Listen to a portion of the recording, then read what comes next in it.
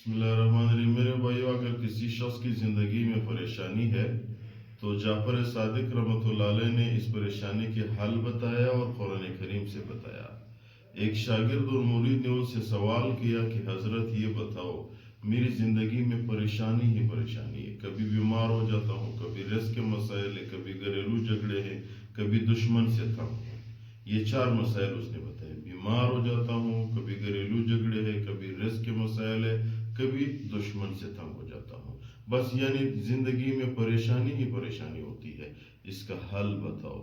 تو میرے بھائیو، امام جعفر صادق رحمۃ اللہ علیہ نے اس کو قرآن کریم کا ایک حل بتایا، قرآن کریم کی 2 آیت بتا دی کہ اس قرآن کریم کی 2 آیت میں کیا طاقت ہے۔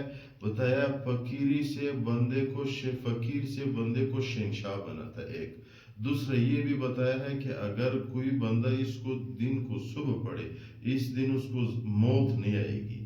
جب موت کا فیصلہ اللہ نے لکھا تھا اس دن وہ پڑھے گا نہیں۔ اتنی طاقت ہے کہ موت کا فرشتہ ان کے نزدیک نہیں آئے گا۔ تیسرا فائدہ اس کو یہ بتایا ہے کہ اس آیت کو جو بھی بندہ اپنی زندگی کا معمول بنائے تو دشمن کی شر سے محفوظ ہوگا۔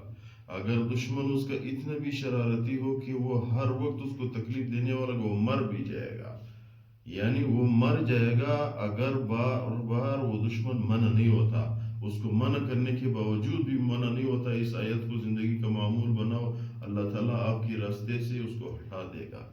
دوسرا یہ بھی بتایا ہے امام جعفر صادق رحمۃ اللہ علیہ نے اپنی مرید کو کہ جو بھی بندہ اس 2 آیاتوں کو اپنی زندگی کا معمول بنائے، اس کی گھر میں ہر وقت محبت ہی محبت ہوگی، گھریلو جھگڑے نہیں ہوں گے، میاں بیوی کے درمیان محبت، والدین اپنے بچوں پہ شفقت، بچے اپنے والدین کی عزت۔ یہ الفاظ امام جعفر صادق رحمۃ اللہ علیہ کے، میاں بیوی کے درمیان محبت، والدین کی بچوں پہ شفقت اور بچوں کی والدین کی عزت، یہ خواہ ہو جائے گی۔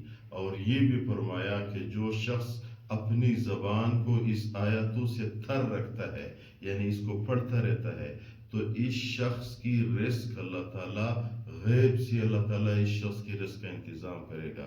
غیب کی رزق کا انتظام کا مطلب یہ ہے کہ اس شخص کی وہم اور گمان میں نہیں ہوگا، ایسے دروازے اس پہ کھل جائیں گے کہ اس کو رزق ہی رزق ملے گا اور حلال رزق ملے گا، حرام رزق سے اللہ تعالیٰ اس شخص کی حفاظت کرے گا۔ تو وہ کون سی آیتیں ہیں؟ سورۃ توبہ کی آخری 2 آیات 11 پارے میں ہے، لقد جاءکم رسول من انفسکم عزیز علیہ۔